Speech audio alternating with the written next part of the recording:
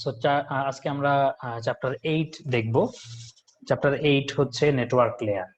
এতদিন আমরা এর নিচের যে লেয়ার গুলো ছিল সেই লেয়ার গুলো দেখে এসেছি। অর্থাৎ আমরা এর আগে ডেটা লিংক লেয়ার দেখেছি, তার আগে আরো এই লেয়ার গুলো আমরা বিভিন্ন ফিজিক্যাল লেয়ারও আমরা মোটামুটি দেখেছি। সো এখন আমরা আজকে যেই লেয়ারটা দেখব সেটা হচ্ছে নেটওয়ার্ক লেয়ার। সো আসেন, নেটওয়ার্ক লেয়ার আমরা তো জানি 8.0 দিয়ে যেটা থাকে সেখানে থাকে হচ্ছে, বা যে কোনো 0.0 দিয়ে যেটা থাকে সেটা হচ্ছে কেন এই মডিউল এবং এই মডিউলে কি কি থাকবে। সো এই মডিউলে ওই নেটওয়ার্ক লেয়ারের কিছু বৈশিষ্ট্য নিয়ে আলোচনা করবে, IPv4 প্যাকেট, IPv6 প্যাকেট, এবং হোস্ট কিভাবে রুট করে,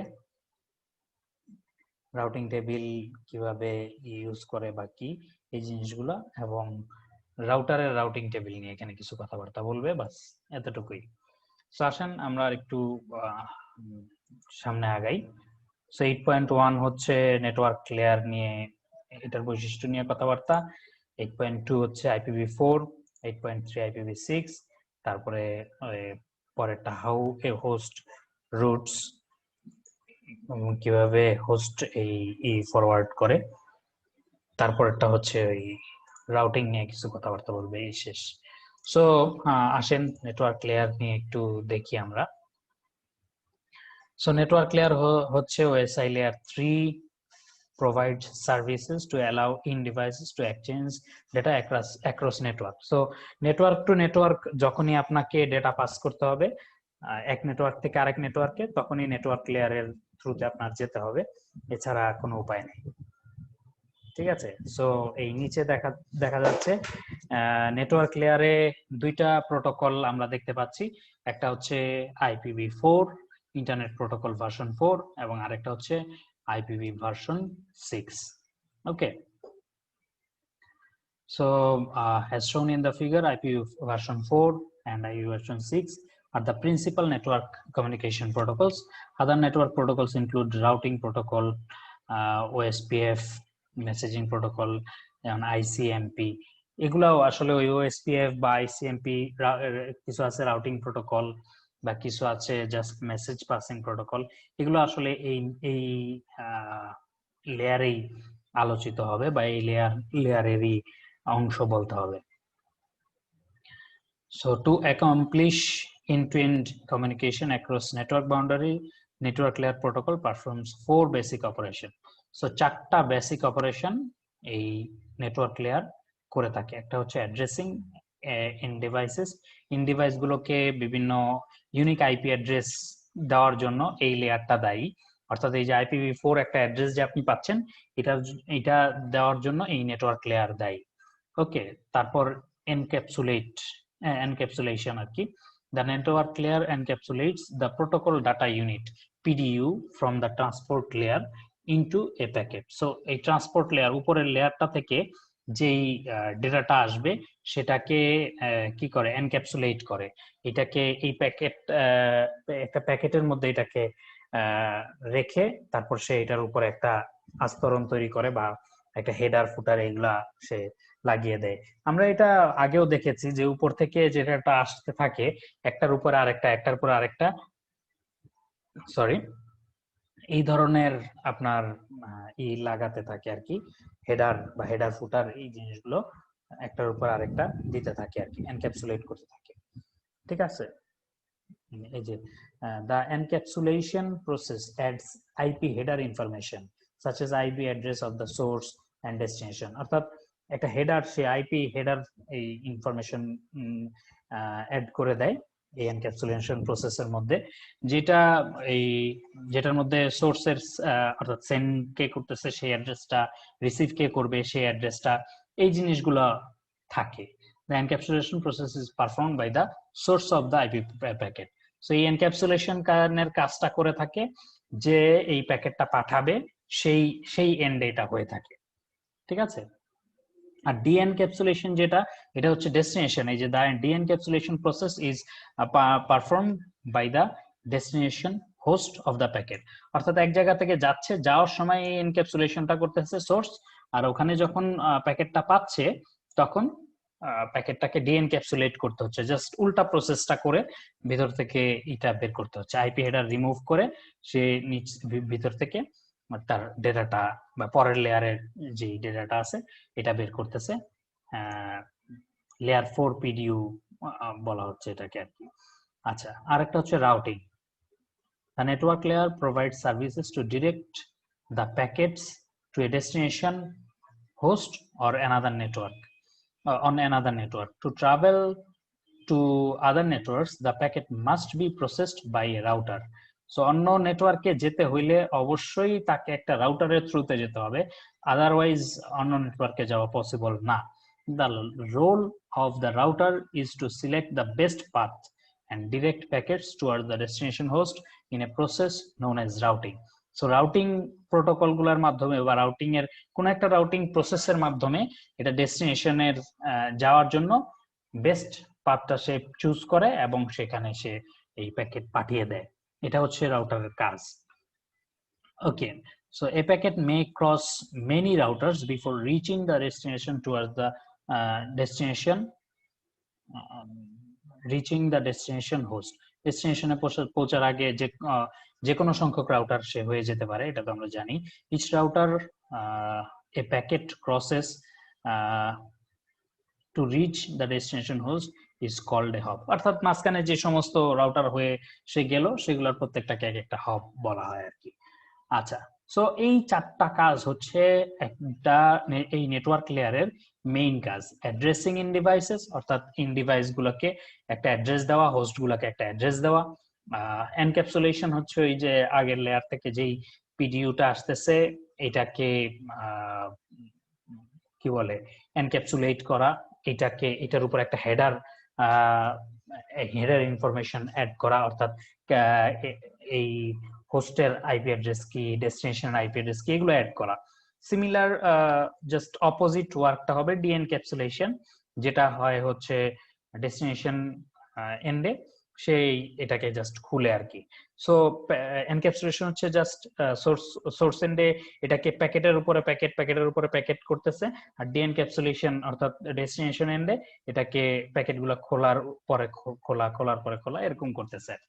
আর রাউটিং একটা হোস্ট থেকে অন্য নেটওয়ার্কের অন্য একটা হোস্টের কাছে পৌঁছানোর জন্য যে প্রসেসগুলো লাগে সেই প্রসেসগুলা এই রাউটিং এর মাধ্যমে হয়ে থাকে বা রাউটিংটা করে থাকে। ওকে, কোনো কোশ্চেন থাকলে করতে পারেন। ওকে, আমরা তাহলে আরো আগেই এই এখানে যে জিনিসটা দেখিয়েছে সেটা আমরা যদি একটু দেখি তাহলে হয়তো আমাদের আরো একটু ক্লিয়ার হওয়ার পসিবিলিটি আছে। ওকে, সো এই যে ডেটাটা উপরের লেয়ার থেকে লেয়ার হয়ে এখানে আসলো, ট্রান্সপোর্ট লেয়ার, এখানে সেগমেন্ট তৈরি হয়ে আমাদের নেটওয়ার্কের লেয়ারে এসে এনক্যাপসুলেট হলো, একটা প্যাকেট তৈরি হলো,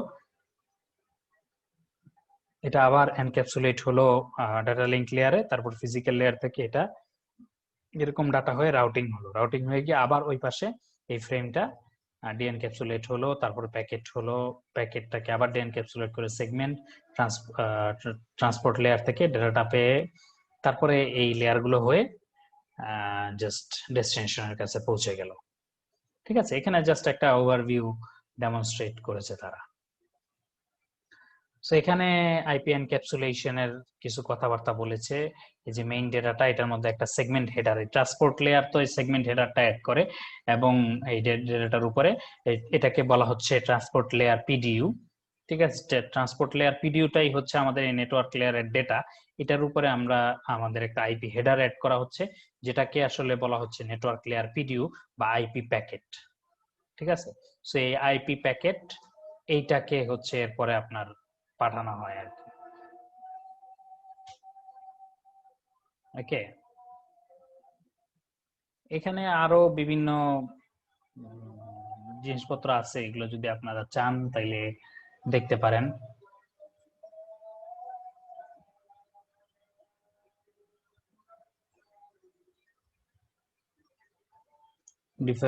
The process of encapsulating data layer by layer enables the services at the different layers to develop and scale without affecting the other layers.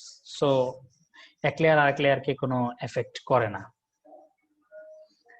Okay, this means the transport layer segment can be readily packaged by IPv4 or IPv6 or by any new protocols that might be developed in the future. The IP header is examined by layer 3 devices, routers, layers, switches, layer 3 switches as it travels across a network to its destination. It is important to note that the IP address information remains the same from the time the packet leaves the source host until it arrives the destination host. So IP address source থেকে ডেস্টিনেশনের মাঝে যাওয়ার মাঝখানে কোনো সময় change হয় না IP addressing information বা এই আইপি হেডার এটা সেটা স্বাভাবিক মানে ইনটিউশন থেকে আমরা বুঝতে পারি except when translated by the device performing network address translation. So যখন ওই যে প্রাইভেট আইপি ইউজ করি তখন এই জিনিসটা চেঞ্জ হতে পারে শুধুমাত্র এই একটা কেসে, অর্থাৎ যখন আমরা প্রাইভেট আইপি দিয়ে এই নেটওয়ার্কে কানেক্টেড, আরেকটা নেটওয়ার্কে প্রাইভেট আইপি আমরা জানি যে কখনোই নেটওয়ার্কের বাইরে যায় না, ঠিক আছে। সো আদার নেটওয়ার্কে পাঠাতে গেলে অবশ্যই আমাকে একটা পাবলিক আইপি দিয়ে পাঠাতে হবে। সো এটা নেটের মাধ্যমে পাবলিক আইপি অ্যাড্রেস দিয়ে পোর্ট নাম্বার দিয়ে তারপর আমরা পাঠাই। সো নেট পরে এটা আরো ডিসকাস করা হবে, লেটার মডিউল গুলোতে আছে আর কি। সো এই তো আচ্ছা, characteristics of IP. IP was designed as a protocol with low overhead. অর্থাৎ আইপি এটা যে ডিজাইন করা হয়েছে এটা যাতে ওভারহেড কম থাকে, অর্থাৎ এক জায়গা থেকে আরেক জায়গায় ডাটা পাস করতে গেলে যে ম্যানেজমেন্টের জন্য যেই কাজগুলো করা লাগে এগুলো যাতে কম করা লাগে, এই ওভারহেডটা কমানোর জন্যই, লো ওভারহেড রাখার জন্য এটা করা হয়েছে। সো ওভারহেড বলতে এই জিনিসটা বোঝায় আর কি, ধরেন যে ম্যানেজমেন্ট করতে গিয়ে আমার অনেক টাইম হোক বা কি বলে স্পিড স্যাক্রিফাইস করতে হলো, এই ধরনের জিনিসগুলা বা অনেক ক্যালকুলেশন স্যাক্রিফাইস করতে হলো, সেই জিনিসগুলো যাতে কম করা লাগে সেই জন্যই সেভাবে আইপি প্রোটোকলটা ডিজাইন করা হয়েছে আর কি। It provides only the functions that are necessary to deliver a packet from source to a destination over an interconnected system of networks. The protocol was not designed to track and manage the flow of packets.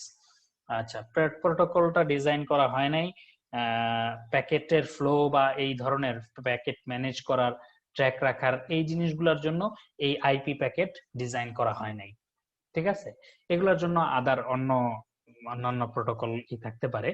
IP address বা IP protocol যাতে সহজে একটা network থেকে আরেকটা নেটওয়ার্কে সহজে data পাঠাইতে পারে, সোর্সের একটা অ্যাড্রেস ডেস্টিনেশনের একটা অ্যাড্রেস দিয়ে সুন্দরভাবে যাতে ডাটাটা পাস হতে পারে, সেই জিনিসগুলা এরা হচ্ছে মেইনটেইন করে বা এই প্রোটোকল মেইনটেইন করে। ওই এটা গেল কি গেল না এই ধরনের জিনিসপত্র আসলে আইপি প্রোটোকল মেইনটেইন করে না বা ট্র্যাকও করে না যে ঠিকমতো গেল নাকি গেল না। Okay, these functions if required are performed by other protocol. এই যে আমি যেটা বললাম আর কি, যে অন্যান্য প্রোটোকল আছে সেগুলো এই জিনিসগুলা এই ট্র্যাক করা বা ম্যানেজ করা, এই জিনিসগুলো অন্য প্রোটোকল গুলো কাজ করে আর কি। প্রাইমারিলি টিসিপি এট লেয়ার 4। সো টিসিপি ইউডিপি এগুলো সম্পর্কে আমরা দেখব। সো টিসিপি একটা এরকম ট্র্যাক রাখা বা ম্যানেজ করার একটা রিলায়েবল প্রোটোকল আর কি। Okay, so these are basic characteristics of IP. So IP protocoler basic characteristics তিনটা এখানে দিয়েছে। connectionless, মানে there is no connection with the destination established before sending data packet. অর্থাৎ পাঠানোর আগে বা পরে মানে কোনো ডেটা প্যাকেট পাঠানোর আগে আলাদা কোনো কানেকশন, টেলিফোন লাইন যেমন এস্টাবলিশ হওয়ার পরে তারপরে কথাবার্তা বলি, সেরকম কিছু না, পাঠাই দিছেই, এখন আপনি পাইছেন না পাইছেন সেটা। এই ধরনের জিনিসগুলাকে কানেকশনলেস বলে আর। Best default IP is inherently unreliable because packet delivery is not guaranteed. যেটা বললাম আর কি, যে ডেলিভারি হয়েছে কিনা এগুলা কোনো গ্যারান্টি নাই। অর্থাৎ একদিকে যেমন আপনি মনে করতেছেন ডেলিভারি হয়েছে কিনা কোনো গ্যারান্টি নাই, তাহলে কিভাবে হলো? আরেকদিকে কিন্তু এই জিনিসটা জিনিসটাকে সিম্পল করতেছে। অর্থাৎ আপনি পাঠায় দিচ্ছেন, এটা কি পৌঁছলো কি পৌঁছলো না, আপনার উপর আর কোনো দায়িত্ব থাকলো না। আপনার বারবার আবার সেন্স করে দেখতে হলো না এটা কি ডেস্টিনেশন পাইছে এই জিনিসগুলা দেখতে হলো না। ঠিক আছে, এটা অন্য কোনো ভাবে মেনটেন করা হবে, যে পাচ্ছে কি পাচ্ছে না এটা অন্য কোনো ভাবে মেনটেন করতে হবে। ওকে, মিডিয়া ইন্ডিপেন্ডেন্ট। সো এটা ওয়্যারলেস এর মধ্য দিয়েও যাচ্ছে। আপনার ওই আমি যে ওয়াইফাই ইউজ করতেছি, এখন আমি ওয়াইফাই ইউজ করতেছি, সো ওয়াইফাই ইউজ করে দেখা যাচ্ছে আমি এই কি বলে আপনাদের সাথে কথাবার্তা বলতেছি, বা এই যে আমার কম্পিউটারের যে কি বলে ভিডিও ইটা বা মনিটরে যা দেখা যাচ্ছে এগুলো আপনারাও দেখতে পারতেছেন, বা আমি কোনো কিছু আঁকাঝুঁকি করলে বা মাউসটা যে নাড়াচ্ছি এই ইনফরমেশন গুলো আপনার কাছেও যাচ্ছে। এখানে অনেকেই আছেন হয়তো ল্যানে কানেক্টেড আছেন, ওয়ার্ড ইয়েতে কানেক্টেড আছেন।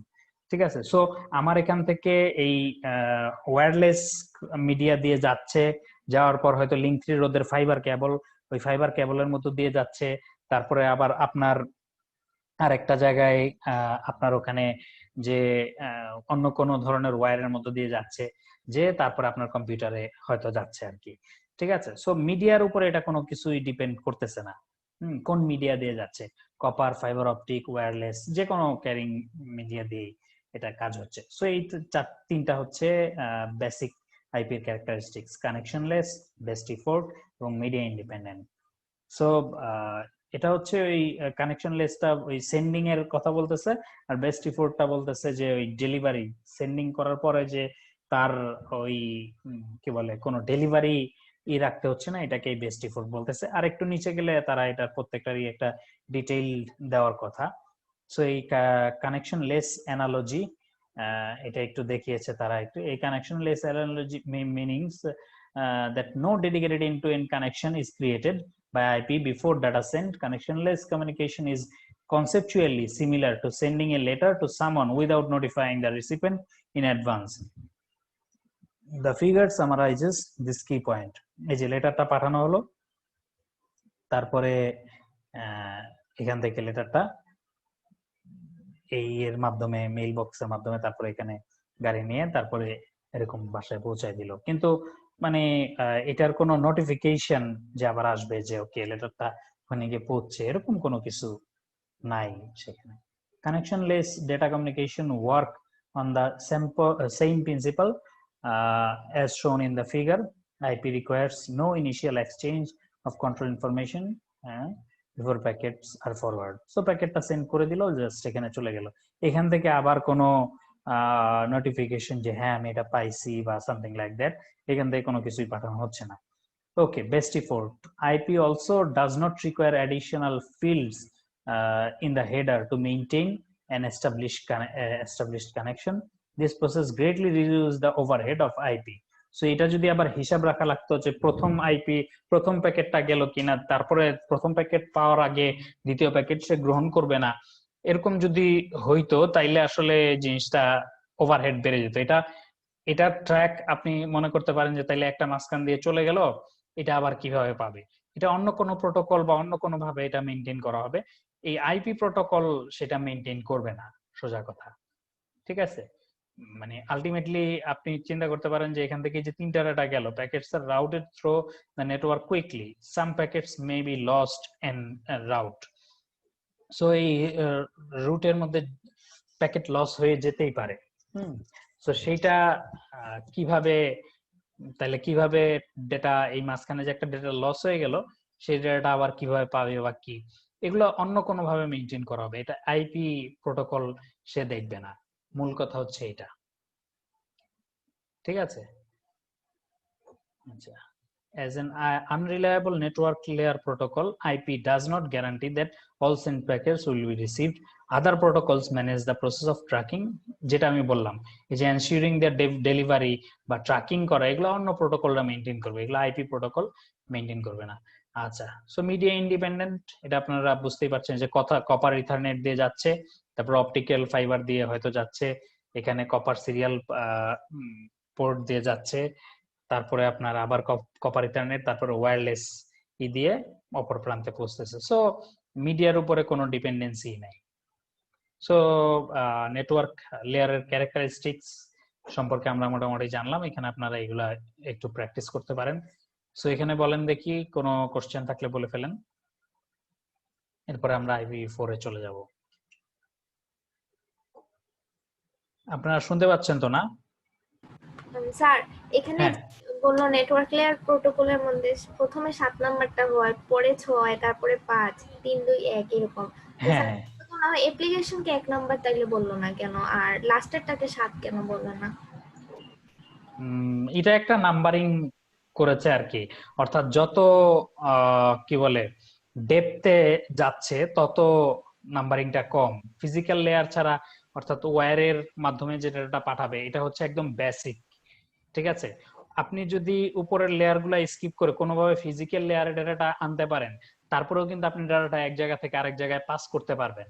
কিন্তু আপনি যদি ফিজিক্যাল লেয়ার নাই রাখেন, আপনি অ্যাপ্লিকেশন লেয়ার টু আরেকটা অ্যাপ্লিকেশন লেয়ার কিন্তু ডেটা আসলে পাঠাতে পারবেন না। আপনার আরেকটা কোশ্চেন হচ্ছে যে এগুলা ওই 1 2 3 নিচ থেকে কেন দিল, উপর থেকে কেন দিল না?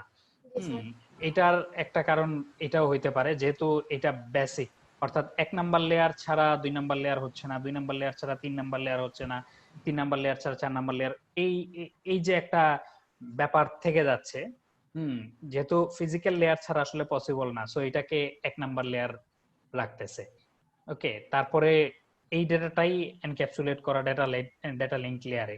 সো এইভাবে ঘটনা ঘটার সময় তো স্যার উপর থেকে নিচে হয়, মানে হ্যাঁ প্রথমে এনক্যাপসুলেশনের সময় আর কি, হ্যাঁ প্রথমে হ্যাঁ উপর থেকে নিচে আসে।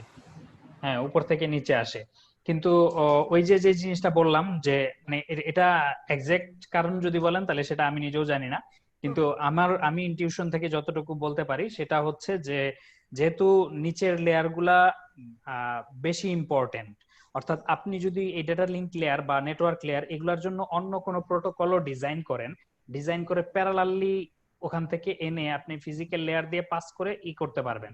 কিন্তু সমস্যা হলো যে আপনি ধরেন যে একটা অন্য কোনো কি বলে অন্য কোনো ওয়ে যদি আপনি ডিজাইন করেন, অ্যাপ্লিকেশন লেয়ার টু ওখানের অ্যাপ্লিকেশন লেয়ার কিন্তু আপনি পাঠাতে পারবেন না। সো যেই লেয়ার গুলা আসলে যত বেসিক, যেই লেয়ার গুলা যত নিচের লেয়ার, এই জন্য ওই লেয়ার গুলা তত ইম্পর্টেন্ট, ওই লেয়ার গুলা প্রায়োরিটি ইয়েতে আগে 1 2 3 এইভাবে করে রাখা হয়েছে, এটা আমার ধারণা আর কি। ঠিক আছে, মানে এই এক্সাক্ট অ্যানসার এরকম মানে কেন কেন 1 2 3 করলো উপর থেকে করলে বেশি ইম্পর্টেন্ট, তাই এটা 1, এরপরের প্রায়োরিটিতে ডাটা লিংক আসবে, তাই এটা। হ্যাঁ হ্যাঁ হ্যাঁ, মানে এটা আমি সেটাই মনে করি আর কি। ঠিক আছে, আর এই সিরিয়ালটা আসলে মানে সিরিয়াল একদিক থেকে তো দিতে হবে, তো উপর থেকেও যদি 1 2 3 করে আসতাম তারপরেও একটা সিরিয়াল হইতো। সো এটাই আমার কাছে লজিক্যাল মনে হয় আর কি। ওকে, এরপর আর কেউ বা আপনি আর কোনো কোশ্চেন থাকলে বলেন। গুড, সুন্দর কোশ্চেন ছিল, যদিও মানে এক্সাক্ট কারণটা আমি জানি না, বা এক্সাক্ট কারণটা অ্যানালাইসিস করলে মানে খুঁজলে হয়তো পাওয়া যাবে যে কেন নিচ থেকেই দিল, বাট ইনটিউশন যেরকম বলে আমি সেরকম ভাবে অ্যান্সারটা দেওয়ার চেষ্টা করলাম। ওকে, যদি আর কোশ্চেন না থাকে তাহলে আমরা পরের ইয়েতে যাব।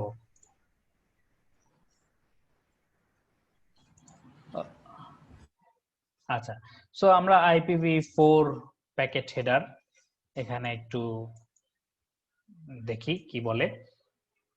So IPv4 is one of the primary network layer communication protocol. The IPv4 packet header is used to ensure that this packet is delivered to its next stop on the way to its destination and device. An IPv4 packet header consists of fields containing important information about the packet. The fields contains binary numbers which are examined by the layer 3 process. Okay, so এগুলো আসলে অনেকটা বাংলার মতোই। So এটার importance, এটা কি বলে ডেলিভারিতে করে সাহায্য করে, মানে প্যাকেট ডেলিভারিতে। সো এই জিনিসগুলা কথাবার্তাই বলছে আর কি, লেয়ার 3 এটা করে এক্সামিন করে। সো আমরা প্যাকেট ডাইরেক্টলি প্যাকেট হেডারের ফিল্ড গুলাতে চলে যাই। সো IPv4 প্যাকেটের মধ্যে এই ধরনের একটা হেডার থাকে আর কি। সো ফার্স্ট বাইটটা এখানে টোটাল হচ্ছে আপনার 1 2 3 4 5টা স্তর দেখতে পারতেছেন। সো 5টা এর মধ্যে যদি প্রতিটাকে 4 বাইট করে ধরেন তাহলে টোটাল হচ্ছে 20 বাইট, 4 5 20 বাইট।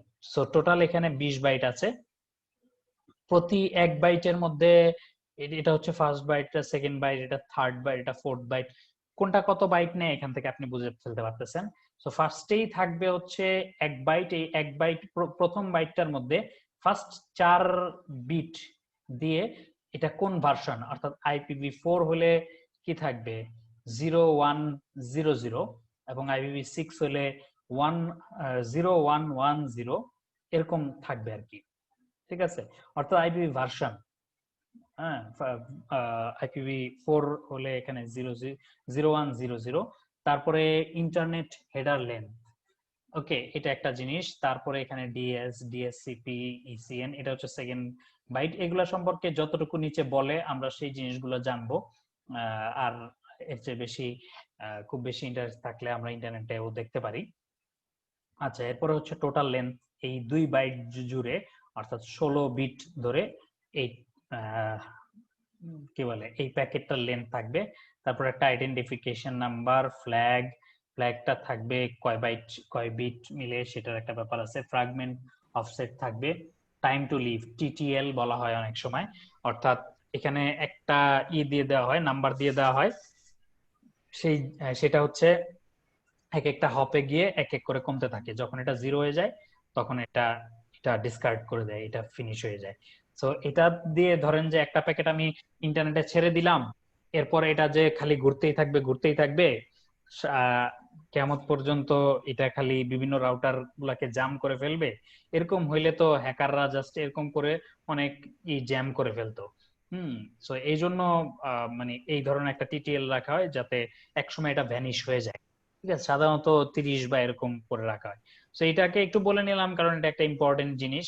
বাকিগুলো সম্পর্কেও নিচে বলবে, বাট এটা একটু ইম্পর্টেন্ট জিনিস, এই জন্য বলে নিলাম। আচ্ছা, তারপরে কি ধরনের প্রোটোকল ইউজ করা হচ্ছে সেটার একটা কোড এখানে। হেডার চেকসামটা দিয়ে বের করা হচ্ছে যে পুরো জিনিসটার মধ্যে কোনো এরর আছে কিনা, প্যারিটি বা এই ধরনের কিছু কনসেপ্ট আছে। তো সেই কনসেপ্ট দিয়ে এখানে একটা ভ্যালু 16 বিটের একটা ভ্যালু সে জেনারেট করে সোর্স এন্ডে।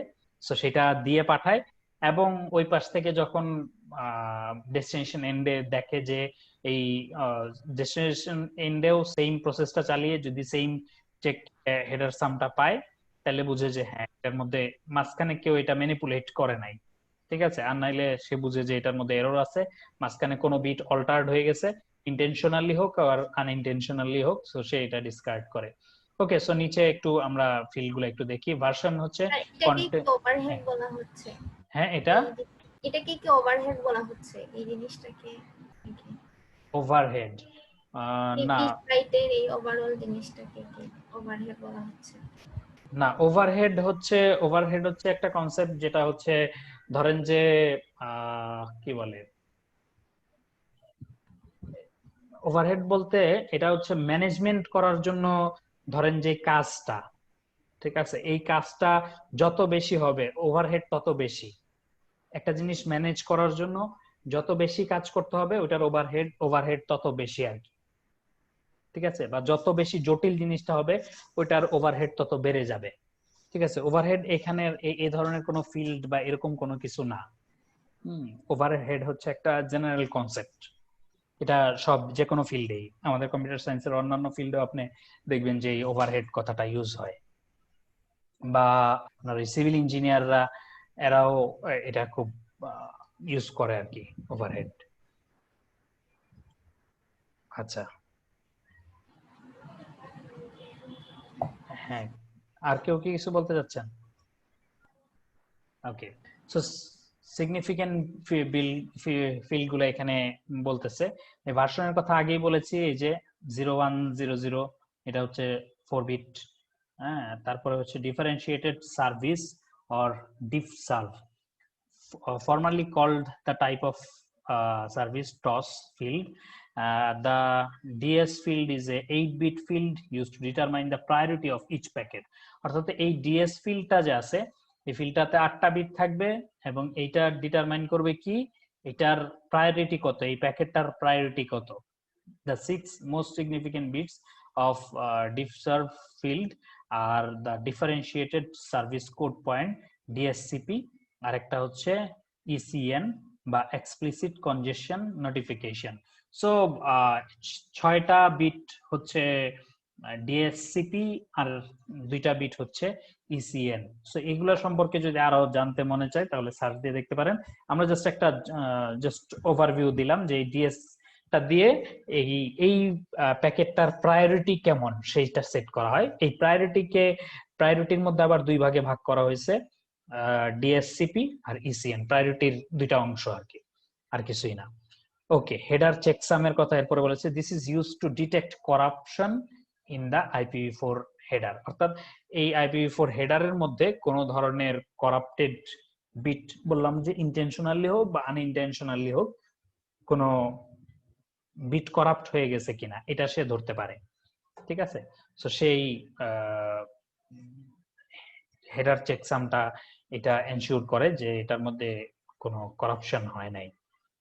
আচ্ছা, টাইম টু লিভ TTL এর কথা এর আগে ওই যে বললাম 8-bit প্যাকেট, যেটার মধ্যে হচ্ছে decreased by 1, it is decreased by 1 each time this packet is processed by a router.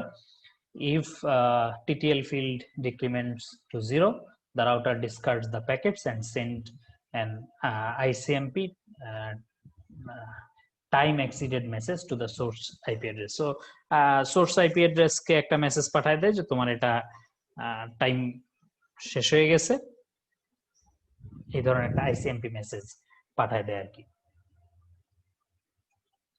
আচ্ছা, এরপর আছে প্রোটোকল ফিল্ড, এটার মধ্যে কি ধরনের প্রোটোকল ইউজ করা হয়েছে সেটাই এখানে পাঠানো হয়।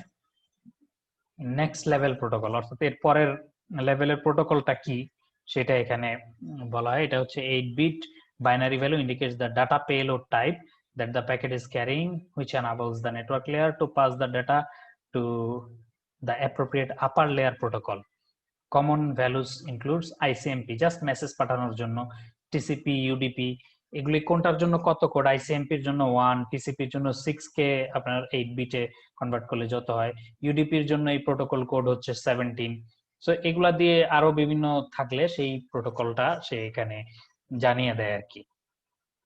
ঠিক আছে, সোর্স আইপি অ্যাড্রেস নিয়ে আর বলার কিছু নাই, জাস্ট এখানে কয় বাইট, 4 বাইট আছে, তাইলে 4 বাইট যদি থাকে তার মানে কত বিট বলেন তো?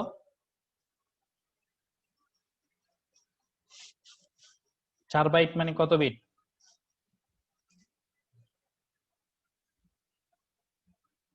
কোনো অ্যান্সার পাচ্ছি না। 4 বাইট মানে কত বিট? 32, রাইট। সো আমাদের IPv4 অ্যাড্রেস হচ্ছে 32 বিট। 32 বিট, হ্যাঁ। সো এখানের এই 32 বিট সোর্স আর আইপি অ্যাড্রেস এখানে 32 বিট থাকতেছে এবং ডেস্টিনেশন আইপি অ্যাড্রেস 32 বিট এর পরের ইয়েতে থাকতেছে, শেষ। আর আইপি এই হেডারটা কি স্যার চেঞ্জ হয় নাকি যখন একবার ক্রিয়েট হয়ে যায় এটাই থাকে ইনফরমেশনগুলো? এখানে চেঞ্জ হওয়ার স্কোপ নাই। আগেরটাতে স্যার নেটওয়ার্ক লেয়ারের একটা জায়গা যে হ্যাঁ, এই ওই যে আপনি আপনার ইয়েতে কি বলে একটা নেটওয়ার্ক থেকে আরেকটা নেটওয়ার্কে যখন যাচ্ছে তখন ওই যে এই নেট এনাবল যদি থাকে, নেট প্যাট এগুলো যদি এনাবল থাকে, অর্থাৎ প্রাইভেট আইপি দিয়ে ইউজ করতেছেন, পরে পাবলিক আইপি হয়ে তারপরে অন্য একটা নেটওয়ার্কে তো যেতে হবে আপনাকে, সেই ক্ষেত্রে অবশ্যই এই জিনিসগুলো চেঞ্জ হবে। Source IP address, destination IP address, এই জিনিসগুলো চেঞ্জ হবে। বাকি অন্য কোথাও চেঞ্জ হওয়ার খুব একটা ওয়ে নাই। মানে স্যার প্রাইভেট থেকে পাবলিকে যাইতে গেলে শুধু চেঞ্জ হয়? হ্যাঁ, বা পাবলিক থেকে প্রাইভেট হইতে গেলেও চেঞ্জ হবে।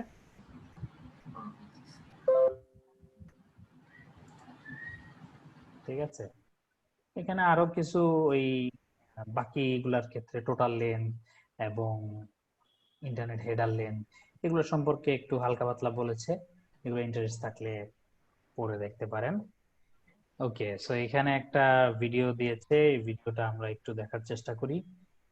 Sample IPv4 headers in washer. So এখানে ওয়াশার একটা সফটওয়্যার দিয়ে তারা দেখতেছে, মনিটর করতেছে এই প্যাকেটগুলো। এখানে প্যাকেটগুলোর বিভিন্ন ইনফরমেশন থাকে এবং এই ইনফরমেশন গুলো থেকে এই নিচেও ইনফরমেশন গুলো আরো ডিটেইলড দেখা যায়। সো সে একটা কি বলে, একটা প্যাকেটকে ইন্ডিকেট করে দেখাচ্ছে আর কি, যে এটার মধ্যে কি আছে বা কি ধরনের।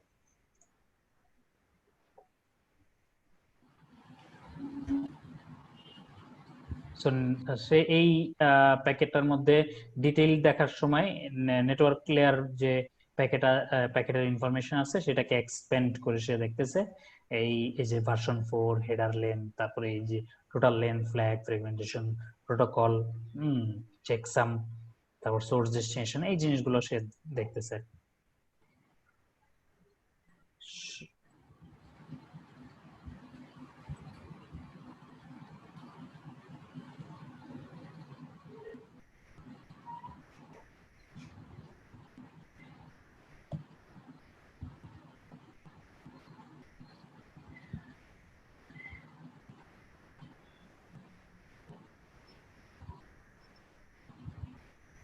সো এটা একটা TCP layer protocol, TCP protocol, মানে এটা হায়ার লেয়ারটা হবে টিসিপি প্রোটোকল।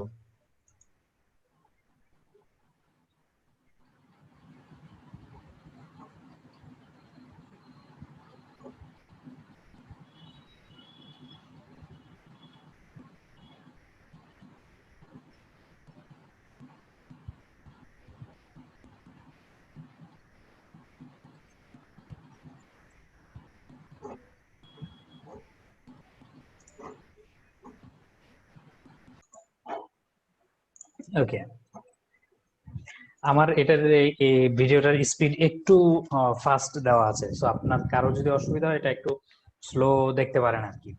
আমি বাংলায় জাস্ট জিনিসগুলো একটু বলতেছে আর কি, হিন্ট দিয়ে দিচ্ছি যে কোন জায়গায় কি আসলে বলতেছে।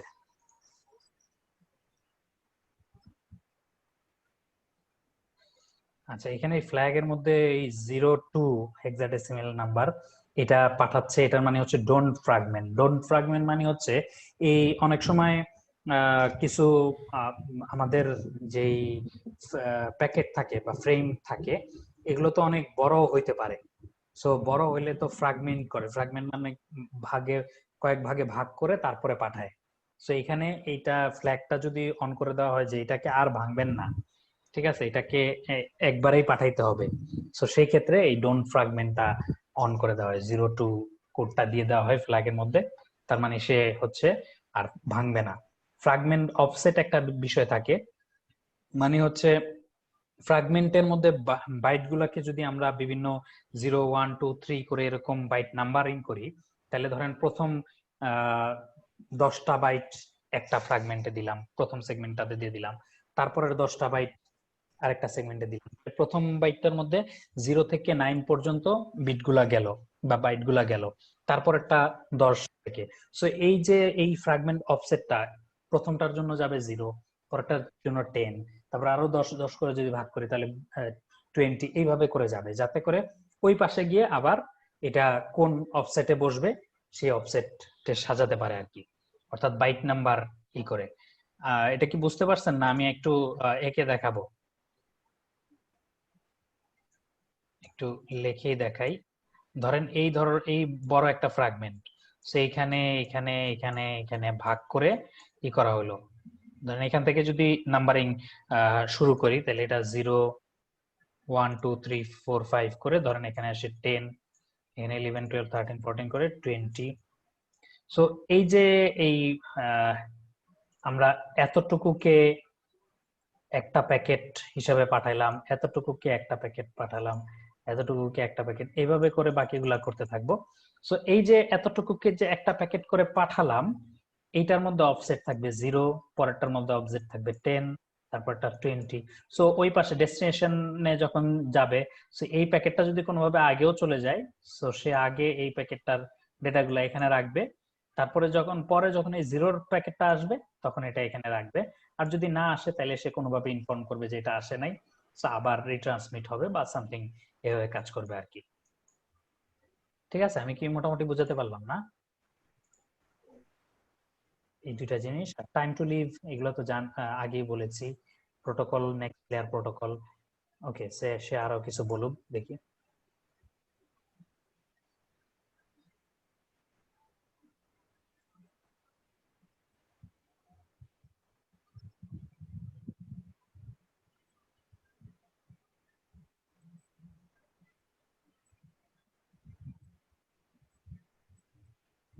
ওরে বাবা রে, একটু দ্রুত হয়ে যাচ্ছে নাকি? সরি স্যার, আপনাকে না, আমি আসলে হ্যাঁ। আনমিউট ওকে,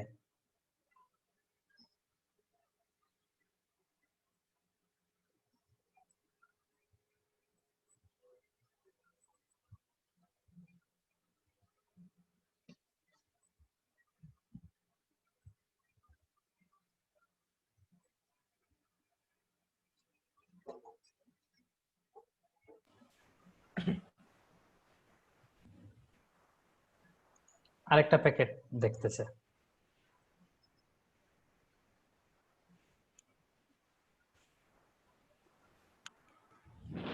এটা হচ্ছে একটা এইচটিটিপি প্রোটোকল এর packet, gate request.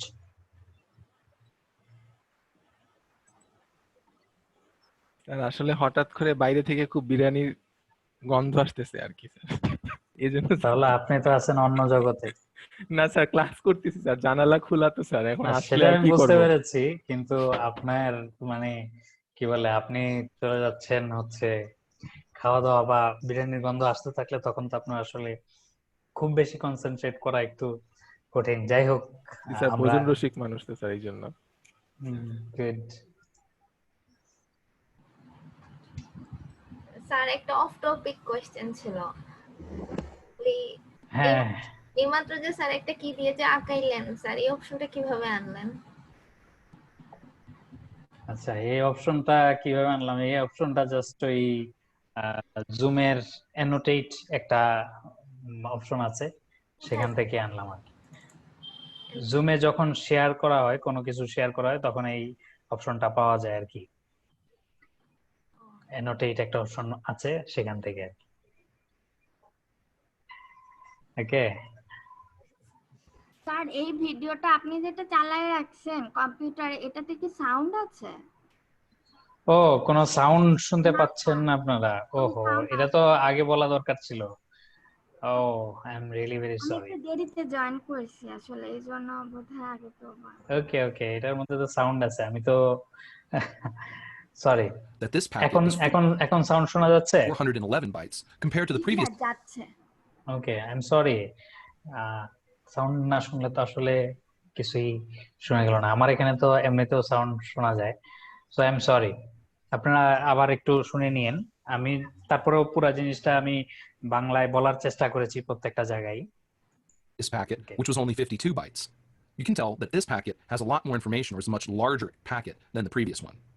If we look below the Internet Protocol version 4 information, we can see the TCP information, and then below that there's Hypertext Transfer Protocol, or HTTP protocol information in this packet as well. I'll move forward to the next packet.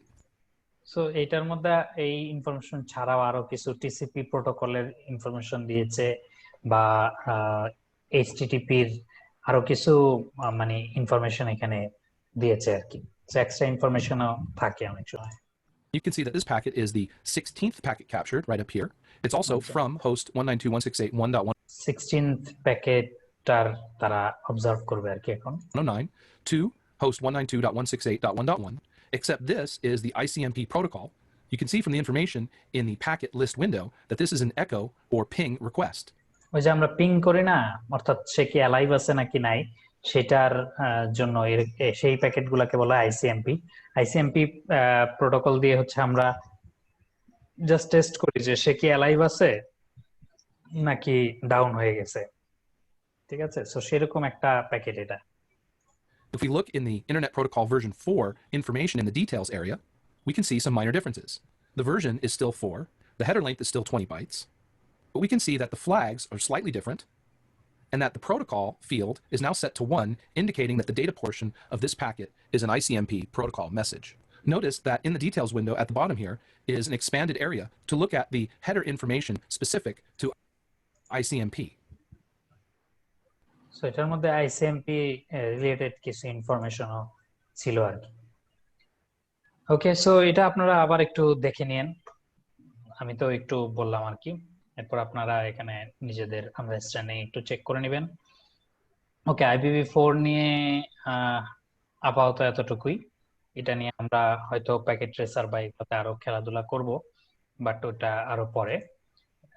আপনারা পরের কোন একটা, এই যে 11 number chapter যে এখানে IPv4 নিয়ে আরো ডিসকাস হবে, এবং 12 নাম্বার চ্যাপ্টার IPv6 নিয়ে ডিসকাস হবে, ICMP এবং আরো যে বিভিন্ন লেয়ার গুলো, ট্রান্সপোর্ট লেয়ার, অ্যাপ্লিকেশন লেয়ার, এগুলোর কিন্তু পরবর্তীতে আছে। ঠিক আছে, আচ্ছা। স্যার সাবনেটিং এর ইয়েটা কোথায়, কোন চ্যাপ্টারে স্যার? সাবনেটিং এই IPv4 এর দিকেই, বেসিক রাউটার, এখানে রাউটার কিভাবে কনফিগার করে সেগুলো। IPv4 এ যদি আসেন তাহলে নেটওয়ার্ক সেগমেন্টেশন, এই যে সাবনেট স্ল্যাশ, ঠিক আছে, এই জিনিসগুলো VLSM। ক্লাসে তো স্যার খুব ভালো মতো বুঝছিলাম, মোটামুটি একটা দক্ষতা, মানে একটা প্র্যাকটিস করছিলাম স্যার, আপনি অনেক এক্সাম্পল দিছিলেন ক্লাসে, মোটামুটি একটা দক্ষতা আসছিল আর কি। হ্যাঁ, এই IPv4 এই যে 11 নাম্বার চ্যাপ্টার, এটা যদি একটু রিক্যাপ করেন তাহলে আসবে, সেটা আবার চলে আসবে, সমস্যা নাই।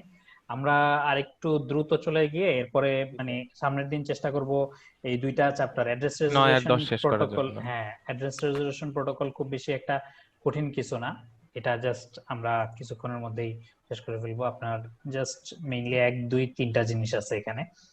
তারপরে আমরা রাউটার কনফিগারেশন, যদি একটু আমাদের এখানে মেইনলি প্যাকেট ট্রেসারের কিছু অ্যাক্টিভিটি থাকবে, সো এই প্যাকেট ট্রেসারের অ্যাক্টিভিটি গুলো করার পরে আমাদের একটা রাউটারের কনফিগারেশন সম্পর্কে আবার একটু আমরা ইয়েতে আসবো আর কি, কি বলে, আমাদের হাতে একটা চল আসবে আর কি রাউটারের কনফিগারেশন। তারপরে আমরা তারপরে ওই নেটওয়ার্ক অ্যানালাইসিস করে কিভাবে VLSM করতে হবে বা সাবনেটিং করতে হবে, এই জিনিসগুলো আমরা এখানে আলোচনা করব।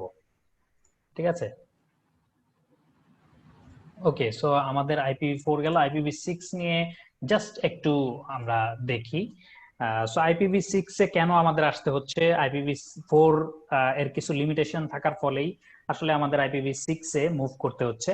সো লিমিটেশন গুলা এই যে এখানে কিছুটা বর্ণনা করা হয়েছে, যে IPv4 address depletion, IPv4 has a limited number of unique public IP address available. So তখন তো মনে করেছিল যে এটা আসলে শেষ হবে না কোনোদিন, কারণ এক একটা মেশিন তখন হচ্ছে মানে প্রত্যেকেই যে একাধিক মেশিন নিয়ে রাখবে, এটা কখনো কল্পনাই করা যায় না। মানে তখন কেউ কল্পনাই করতে পারে নাই যে প্রত্যেকের বাসায় একটা করে মেশিন থাকবে। আমার তো ধরেন যে 2টা মোবাইল, 2টা ল্যাপটপ, অফিসে যদি চিন্তা করেন অফিসের পিসি, এগুলি মিলে দেখা যায় যে আমারই কয়টা অনেকগুলো আইপি অ্যাড্রেস থাকতেছে। সো একজন লোকের যদি এতগুলো আইপি অ্যাড্রেস লাগে, তারা বিশ্বে তো আসলে মানুষের সংখ্যা অনেক, সো প্রত্যেককে যদি এরকম কয়েকটা দিতে হয়, IPv4 অ্যাড্রেসের কোনো নাই, মানে শেষ হয়ে যাবে, ফুরায় যাবে।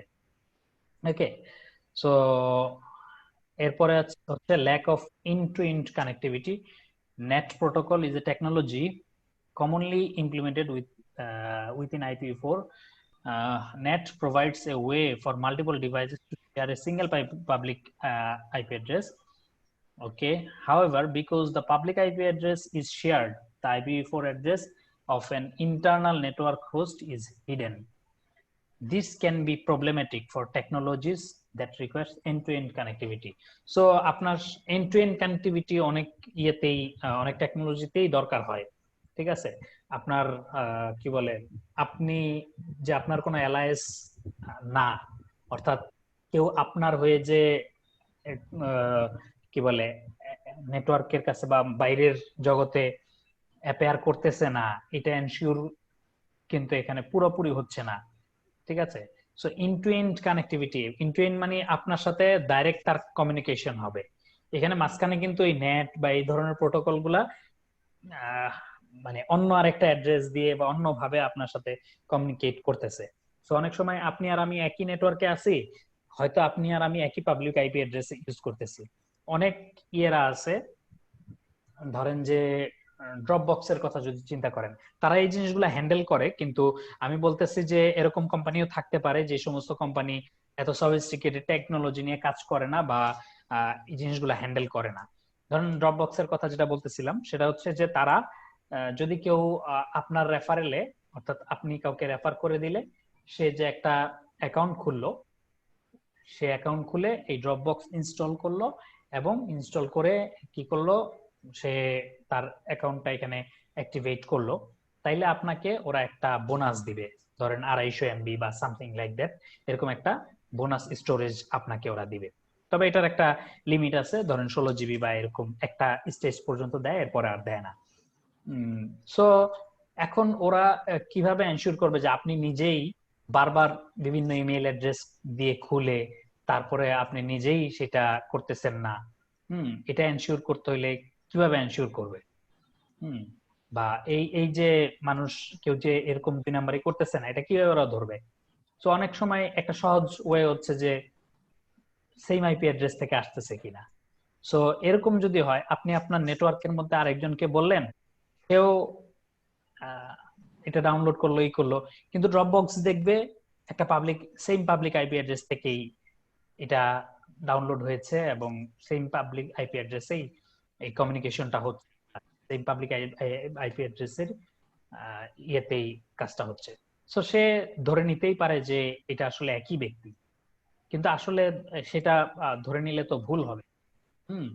তো যার কারণে মানে তারা আরো বিভিন্ন ভিন্ন টেকনোলজি ইউজ করে এগুলো করে, কিন্তু কোন একটা কোম্পানি যারা ওই ভিন্ন টেকনোলজিটা ইউজ করলো না, তারা এটা নিয়ে দিয়ে যদি কোনো কি বলে সিদ্ধান্তে যায় যে আপনি আসলে 2 নাম্বারই করেছেন, তাহলে কিন্তু আপনার উপর একটা ভুল জিনিস আরোপ করা হলো। ঠিক আছে, তো এই ধরনের সমস্যাগুলো আসলে থেকে যায়।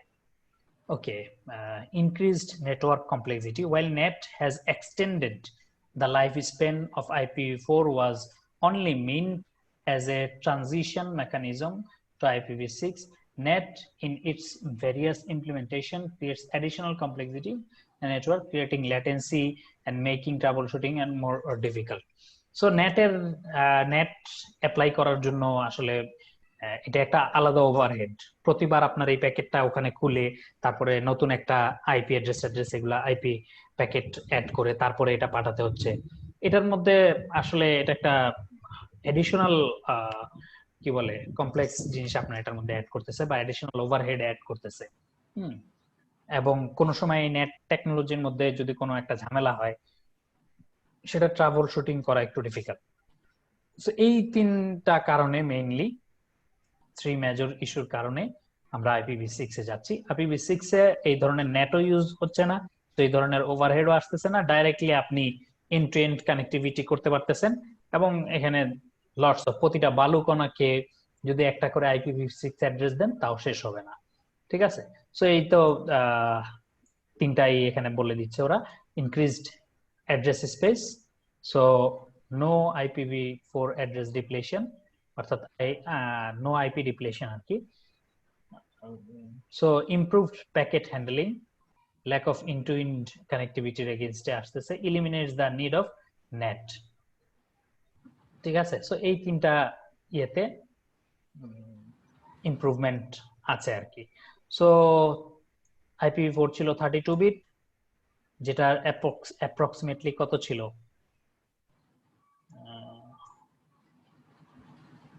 মিলিয়ন নাকি বিলিয়ন? 4 মিলিয়ন নাকি? না, বিলিয়ন।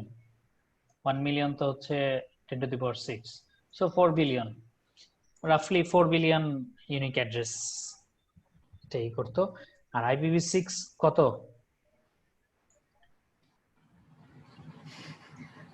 100 সিলিয়ন অ্যাড্রেস, 3400। যাই হোক, এটা যে কত এখান থেকে হিসাব করে আসতে হবে। সো 128 বিট সে দিয়ে, তো এখানে একটা দেখাইছে আর কি space comparison.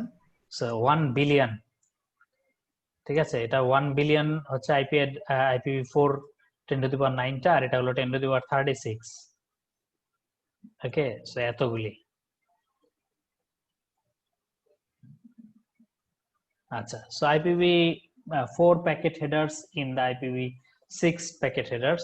So IPv4 packet header এ কি ছিল এবং তার মধ্য থেকে IPv6 এ কি কি রাখা হয়েছে বা কি কি বাদ দেওয়া হয়েছে সেই ধরনের কিছু জিনিস এখানে তারা দেখানোর চেষ্টা করছে। এখানে ছবিটা কোনো কারণে ক্লিয়ারলি আসে নাই, হয়তো রিফ্রেশ দিয়ে দেখা যেতে পারে ঠিক হয় কিনা।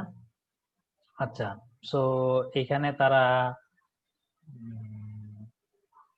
এখানে কোনো দিয়ে বোঝানোর চেষ্টা করছে আর কি, যেটা IPv4 এ ছিল IPv6 এ নাই, বা IPv6 এ আছে IPv4 এ ছিল না, বা দুইটার কোনোটার মধ্যেই দুইটার মধ্যে আছে। এই তিনটা দিয়ে আসলে এরকম তিনটা জিনিস বোঝানোর চেষ্টা করেছে আর কি। সো IPv6 প্যাকেটের মধ্যে প্রথমে থাকতেছে ভার্সন, তারপরে ট্রাফিক ক্লাস, তারপর flow level, pay length, next header, hop limit, আর source IP address, destination IP address. So আগে ছিল 20 বাইট, এটা হয়ে গেছে 40 বাইটস। সো এই যে এরকম কালার, বেগুনি কালার যেগুলো, সেগুলো হচ্ছে fields name kept from IPv4 to IPv6। IPv4 এও ছিল, IPv6 এও আছে। এগুলো হচ্ছে এই কালারের, যেগুলা বেগুনি কালারের।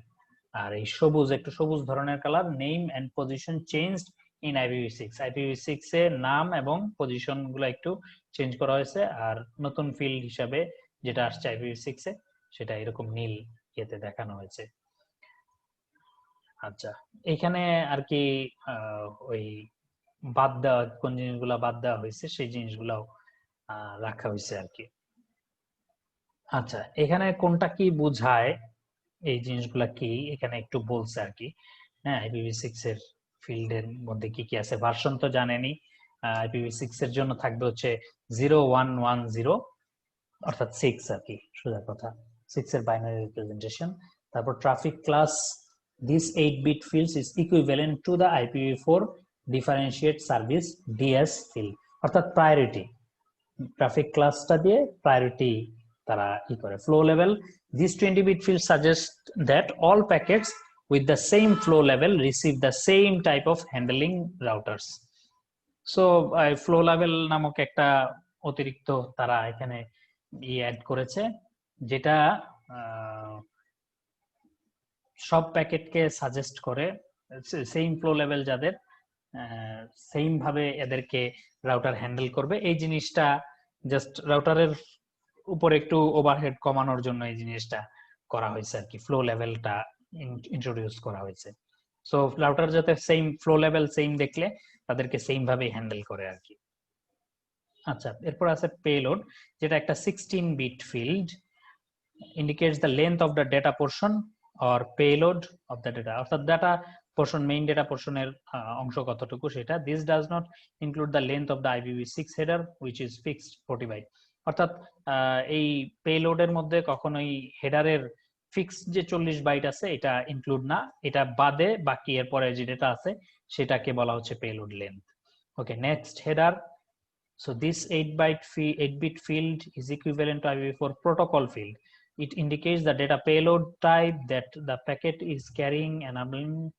So protocol field বলতে বোঝাচ্ছে হচ্ছে next এর ইয়েতে নেক্সট লেয়ার এটা কোন প্রোটোকল ইউজ করবে সেই জিনিসগুলো এখানে আসতেছে আর কি, আপার লেয়ার প্রোটোকল আর কি। হপ লিমিট বলতে ওই যে টিটিএল যেটা ওইটার মতো আর কি, এই যে IPv4 এর টিটিএল। সো কয়টা হপ যেতে পারবে সেটা এখানে একটা একটা করে ডিক্রিজ করে, সেম কাজ সেম, ঠিক আছে।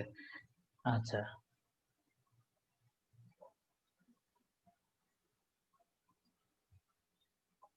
আচ্ছা, তারপরে source IP address, destination IP address. So 1 2 3 4 4 6 4 2 3 4 4 4 16 byte আর কি, 16 × 8 করলে দেখবেন যে 128 হয়ে গেছে। ওকে, sample IP6 headers in This screenshot Wireshark shows a packet capture using Wireshark and the network layer information from an IPv6 conversation. So Let's same take a look at জিনিসটাই দেখাচ্ছে IPv4 এ যেরকম দেখিয়েছিল IPv6 এর ক্ষেত্রে। In this screenshot, we can see that the highlighted packet is packet number 46, and that the 46 number প্যাকেটটাকে তারা এখানে extend করে দেখাচ্ছে version 6 traffic class flow level next header hop limit payload length এগুলি সব source MAC address source address up here in the packet list window shows that it is a global unicast IPv6 address. You can see this starting with the 2001:6F8. The destination address is also a global unicast address 2001:6F8 900 and so on. And if we look over in the protocol field, we see that at the upper layers, this is a TCP packet, and that it's an attempt to establish an initial communication with an HTTP web server. If we look down in the network layer information area, you can see that the IPv6 information has been expanded. Let's take a look at some of the protocol field information for Internet Protocol version 6. First of all, you can see that the amount of information in the IPv6 header is much smaller than in the IPv4 header. Now, there are some interesting features. For one, so IPv6 এর হেডারটা কিন্তু IPv4 এর header চেয়ে ছোট এখানে information দেখা যাচ্ছে so এটা simpler করে আনা হয়েছে আর কি IPv6 A you can see that the version field is the same. In this case, it says 6, identifying this packet as IPv6. We can also see the binary 6 here. The next field is the traffic class field. The traffic class field serves the same function as the differentiated services field in an IPv4 packet. It handles traffic prioritization and congestion. The next section you can see is the flow label. The flow label field is a new field for the IPv6 protocol. Its purpose is to maintain the same packet flows through routers and switches so as to help real-time applications that need packets to arrive in the same order. You can see the next field is the payload length field. This is the same as the total length field in the IPv4 header. This field tells us the total size of the packet, in this case 40 bytes. The next header field serves the same purpose as the protocol field for IPv4. You can see that it's identifying that the upper layer data portion of this packet is a 6 or TCP. The hop limit serves the same function as the TTL field in an IPv4 packet. You can see that the hop limit currently is set to 64 hops. Once this decrements to 0, the packet will be dropped. Next, we have the source IPv6 address, the destination IPv6 address, and then at the upper layer, we can see that this is a TCP packet with TCP header information. Let's take a look at the next screenshot. In the next screenshot, এটা আরেকটা প্যাকেটের information দেখতেছেন you can see that we've now highlighted packet number 49, and now we have a connection with this web server. This packet is now a GET request to the web server. If we look down in the expanded Internet Protocol version 6 packet details window, we can see that the payload length is a lot larger. We can see below the IPv6 information, the TCP information, and that now there is HTTP protocol information as well within our GET request. This is our GET request to get a web page. If I go to the next screenshot, the last screenshot shows an ICMP version 6 neighbor solicitation message. If we look up in the window at the highlighted packet here in packet number 1, we'll see that the source address this time is not a global unicast IPv6 address, but a link local address. We can tell that from the FE80 here. So এই যে প্রথমে FE80 যে আছে এটা দিয়ে বোঝাচ্ছে এটা একটা লোকাল অ্যাড্রেস এটা গ্লোবাল ইউনিকাস্ট অ্যাড্রেস না সো সেটার এখানে এটা জাস্ট একটা ICMP ভার্সন 6 যে আছে নেইবার সলিসিটেশন এগুলা কি জিনিস আমরা IPv6 এর ইতে আরো ডিটেইল দেখবো সো সেরকম একটা মেসেজ আর কি এখানে We can also see that this link local address used EUI64 to resolve the interface identification portion of the address. We can tell that by the FFFE within the address. The destination address is an FF02 IPv6 address, indicating that this is a multicast packet. If we look over the protocol, we see that it's ICMP version 6, and then information about the packet tells us that this is a neighbor solicitation message for the same device that we were contacting in the earlier screenshots. The function of this packet, essentially, is similar to an ARP request in IPv4. We need to discover the link local address of this device, so we send out an ICMP version 6 neighbor solicitation message, multicasted, and we're hoping to get back a link local address from this neighbor.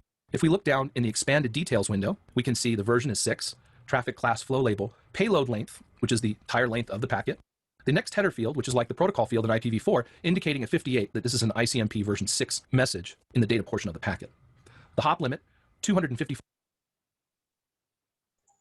ICMP version 4 এর যেটা ছিল শুধু ICMP সেটার code ছিল 1 আর ICMP version 6 সেটা হচ্ছে 58 মানে এগুলো মুখস্থ রাখার কোনো প্রয়োজন নাই বাট আমি যেটা বোঝাতে চাচ্ছি সেটা হচ্ছে আগের এটার সাথে এটা ডিফারেন্ট একই না 5 hops. This is similar to the TTL field. And then the source, link local address, and the destination multicast IPv6 address. At the bottom below the IPv6 information, we can see that there's an expandable area specific to the Internet Control Message Protocol version 6. Okay, so আমরা This একটা screenshot shows idea a packet পেলাম। capture. So এরপরে আপনার just আন্ডারস্ট্যান্ডিংটা check করবেন। এরপরে আমরা একটু এখানে আর কোনো কোশ্চেন আছে কিনা। কোশ্চেন অবশ্য খুব বেশি সুযোগ নাই, কারণ হচ্ছে এটার ডিটেইলড আমরা তেমন কিছু দেখি না। IPv6 এর ডিটেইল আমরা দেখব হচ্ছে আলাদা একটা চ্যাপ্টার আছে সেখানে। আচ্ছা, তারপর আমরা পরের ইয়েতে চলে যাই, how A host routes. Okay, host forwarding decision. With both IPv4 and IPv6, packets are always created at the source host. The source host must be able to direct the packet to the destination host. To do this, host end devices create their own routing table. So প্রত্যেকেই নিজের routing table তৈরি করে। This topic discusses how end devices uses routing table. তারা কিভাবে routing table use করে, অর্থাৎ end device গুলো, সেইটা সম্পর্কে এখানে একটু বলেছে। Another role of network layer is to direct packet between host. So network layer এর আরেকটা কাজ হচ্ছে প্যাকেট কে ফরওয়ার্ড করা বা প্যাকেট হোস্ট গুলোতে প্যাকেট কে পাঠানো। A host can send a packet to the following. So host কোথায় কোথায় এই প্যাকেট পাঠাতে পারে, সেই জিনিসগুলো এখানে আসছে। itself, এটা নিজেকে পাঠাতে পারে। সো নিজেকে পিং করার জন্য IPv4 এ 127.0.0.1 মানে .0.0.1 এটাকে আমরা লোকাল হোস্টও বলে থাকি।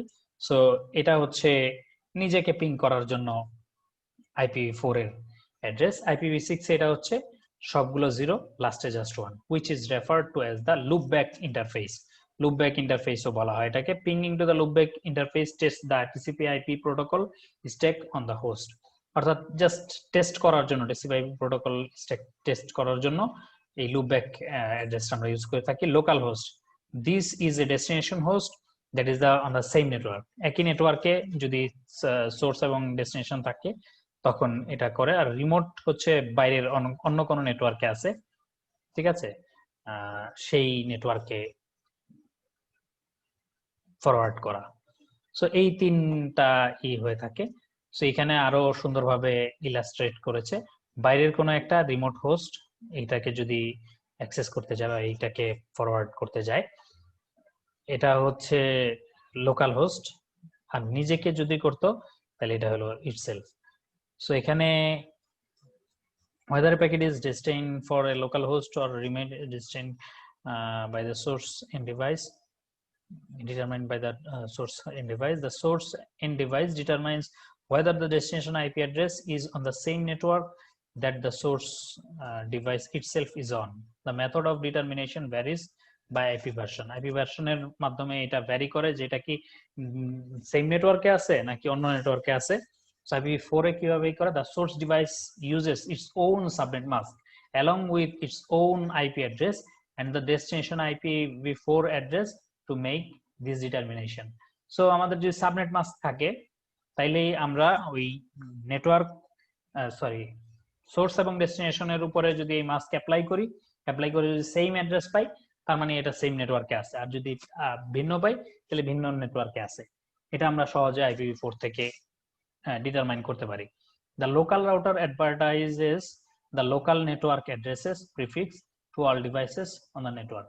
ওকে, IPv6 এ অন্য আরেকটা পদ্ধতি আর কি।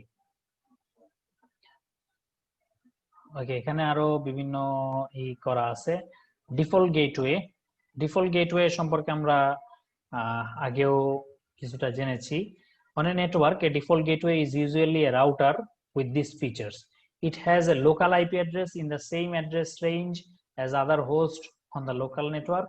It can accept data into the local network and forward data out of the local network. It routes traffic to other networks. অর্থাৎ ডিফল্ট গেটওয়ে হচ্ছে যখন এই নেটওয়ার্কের মধ্যে কোনো একটা প্যাকেট আপনি পাঠালেন কোন একটা আইপি অ্যাড্রেস দিয়ে, এটা এই নেটওয়ার্কের মধ্যে পাওয়া যাচ্ছে না। সো এই নেটওয়ার্কের মধ্যে যদি পাওয়া না যায় তার তো কোনো না কোনো ইন্টারফেস দিয়ে এটাকে বের করে দিতে হবে, রাউটারের কোনো না কোনো ইন্টারফেস দিয়ে এটাকে বের করে দিতে হবে। কোন ইন্টারফেস দিয়ে বের করে দিতে হবে সেটা যদি বলে দেওয়া থাকে তাহলে সেইটাকেই বলা হচ্ছে ডিফল্ট গেটওয়ে, ওই অ্যাড্রেসটাকেই বলা হচ্ছে ডিফল্ট গেটওয়ে। অর্থাৎ কোন জায়গায় এই নেটওয়ার্কের মধ্যে কোনো জায়গায় পাওয়া যাচ্ছে না, তাহলে ওই দিক দিয়ে বের করে দাও, ঠিক আছে? এটাকে বলা হচ্ছে default gateway. A host roots to the default gateway. So default gateway যদি কনফিগার করা থাকে, এটা এখানে host routing table will typically include a default gateway in IPv4. The host receives the IPv4 address of the default gateway either dynamically from the DHCP or configured manually. IPv6, the router advertises the default gateway address or the host can be configured manually. Okay, PC1 configured with IP address eto as default gateway. Default gateway দুইটার মধ্যেই configure করা আছে। Having a default gateway configured creates the default route in the routing table of the PC. A default route is the route or pathway your computer will take when it tries to connect to a remote network. So এদের কাছে এই network গুলার মানে এই পিসি গুলা বা in ডিভাইসের কাছে যদি ডিফল্ট গেটওয়ে বলা থাকে তাহলে সেই কিন্তু ডিটারমাইন করতে পারবে, একটা প্যাকেট যখন পাঠাবে তখন ডিটারমাইন করতে পারবে যে এটা কি এই নেটওয়ার্কের মধ্যে নাকি ওই নেটওয়ার্কের মধ্যে না। ওই যে আগেই তো বলছে যে ওই তার নিজের যে সাবনেট মাস্ক আছে সেটা দিয়ে কম্পেয়ার করে বের করে ফেলতে পারবে যে এই নেটওয়ার্কে নাকি ভিন্ন নেটওয়ার্কে। সো এই নেটওয়ার্কে যদি না হয় তাহলে কোন দিক দিয়ে এটাকে পাঠিয়ে দিতে হবে এইটার পাথটা কিন্তু সে জানে, অর্থাৎ রাউটারের কাছে পাঠিয়ে কোন দিক দিয়ে পাঠিয়ে দিলে পরে এটা সহজে বাইরে চলে যেতে পারবে, পাঠিয়ে দিবে রাউটার, সেটা সে জানে। সো ডাইরেক্টলি সে কিন্তু সেদিকে পাঠিয়ে দিতে পারে। ওকে, a default route is the route or pathway your computer will take when it tries to contact a remote network. Both PC1 and PC2 will have a default route to send all traffic destined to remote network to R1. So তারা এখান থেকে এখানে পাঠাতে কোন দিক দিয়ে পাঠাতে হবে তারা জানে, কোন দিক দিয়ে তারা পাঠিয়ে দেবে। ওকে, হোস্টের রাউটিং টেবিল নিয়ে এখানে কথা হচ্ছে। So on a Windows host the route print or netstat-r command can be used to display the host routing table. So host routing table যদি আপনি আপনার ইয়েতে দেখতে চান তাহলে root print অথবা netstat-r এই দুইটা দিয়ে দেখতে পারেন। Both commands generate the same output. The output may seem overwhelming at first, but it's fairly simple to understand. The figure displays a simple topology and the output generated by eto command. So এই IPv4 routing table for PC1 এর জন্য IPv4 routing টেবিলটা দেখা যাচ্ছে। Network destination, netmask, default gateway কত, interface, metric, এগুলা বিভিন্ন দেওয়া আছে। অনলিঙ্ক এই এগুলি এই যে 192.168.0.10.0 0.24 সেটার ইন্টারফেস কোন দিক দিয়ে পাঠাইতে হবে সেই 10 এটা দেওয়া আছে। এরকম বিভিন্ন এটা দেখলে আসলে আরো আপনাদের ক্লিয়ার হবে আপনাদের নিজেরটা যদি দেখেন। ওকে, the output only displays IPv4 routes, এটা স্বাভাবিক। ইন্টারফেস লিস্ট আছে, IPv4 route table, IPv6 route table. So এটা আপনারা নিজেদের কম্পিউটারে একটু দেখতে পারেন এবং প্রত্যেকটারই আসলে আলাদা কিছু সিগনিফিকেন্স আছে আর কি। এগুলা মেইনলি প্রথম দিকের এই জিনিসগুলো এগুলি আর কি লুপব্যাক অ্যাড্রেস হিসেবে ইউজ হয় আর কি। আর এইগুলি তো হচ্ছে বিভিন্ন ওই নেটওয়ার্ক গুলার এই নেটওয়ার্কেরই বিভিন্ন এইগুলো আর কি। আচ্ছা, এখানে আরো দুইটা নেটওয়ার্কের দিয়েছে, এগুলোরও কিছু না কিছু সিগনিফিকেন্স আছে।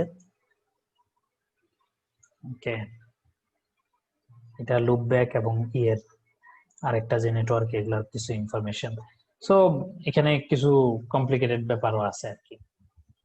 আপনার আন্ডারস্ট্যান্ডিংটা এখান থেকে চেক করে নিন। রাউটিং সম্পর্কে আমরা একটু তাড়াতাড়ি বলে ফেলি, আমরা অনেক সময় 9টার বেশি বেজে গেছে। Okay, router packet forwarding decision. The previous topic discussed host routing table. Most networks also contain routers which are intermediary device.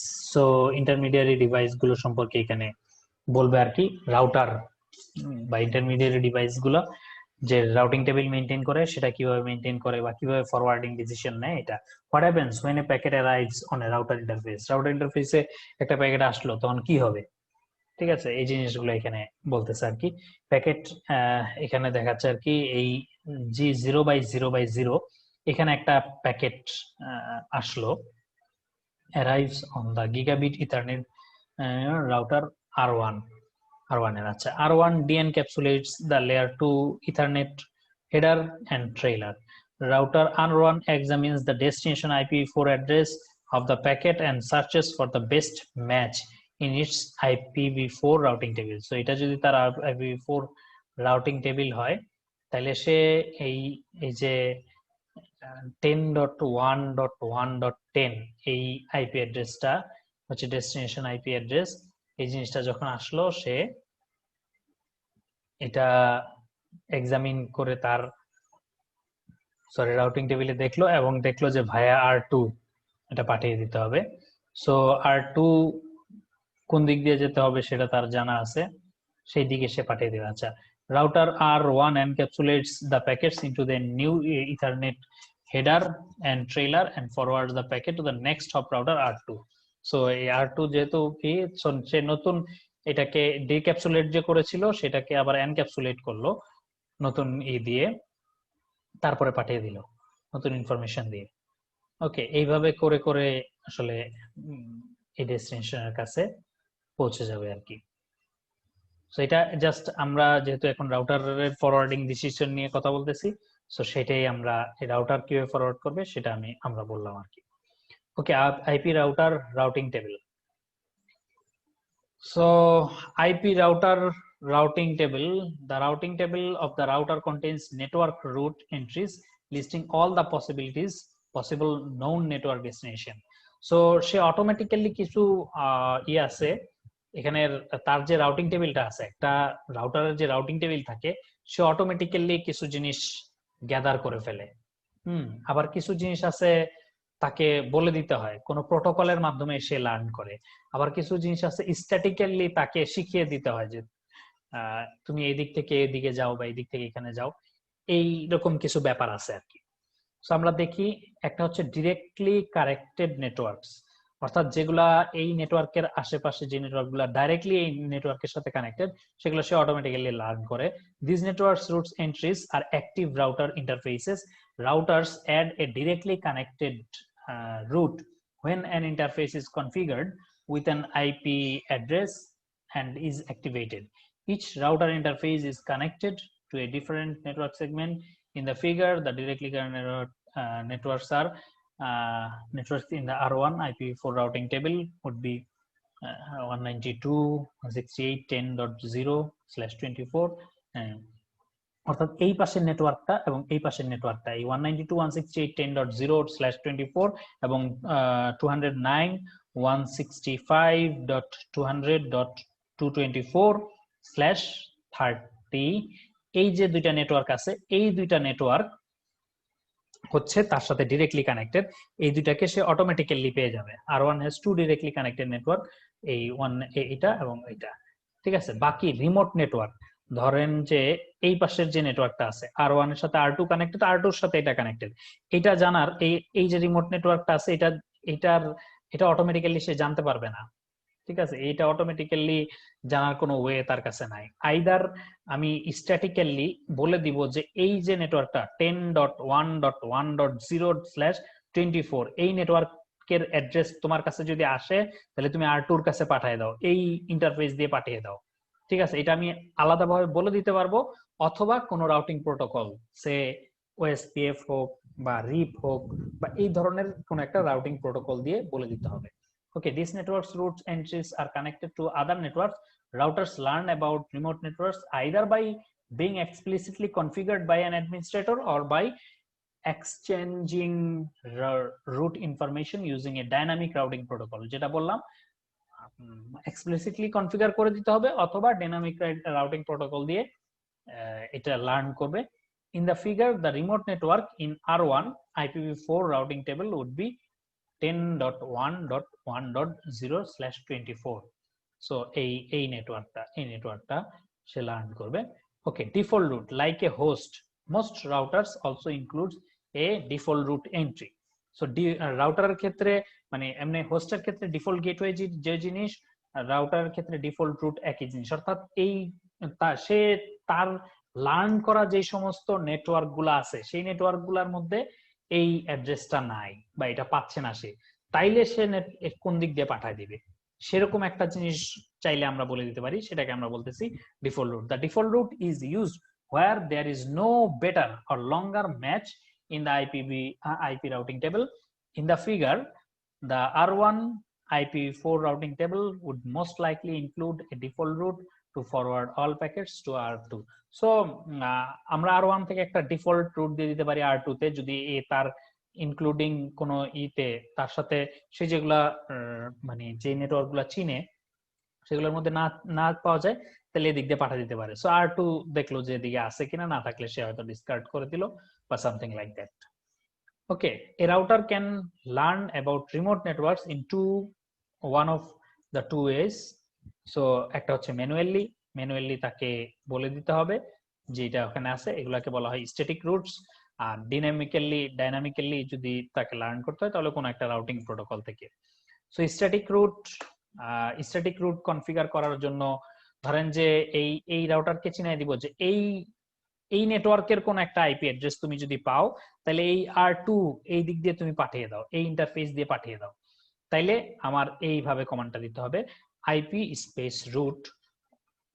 Space root, তারপরে আমরা ওই নেটওয়ার্কের অ্যাড্রেসটা দিব, অর্থাৎ এই যে এই নেটওয়ার্কের যে অ্যাড্রেসটা 10.1.1.0, তারপরে দিব তার সাবনেট মাস্ক, এটা /24 যেহেতু 255.255.255.0, ঠিক আছে। তারপরে হচ্ছে IP address of the next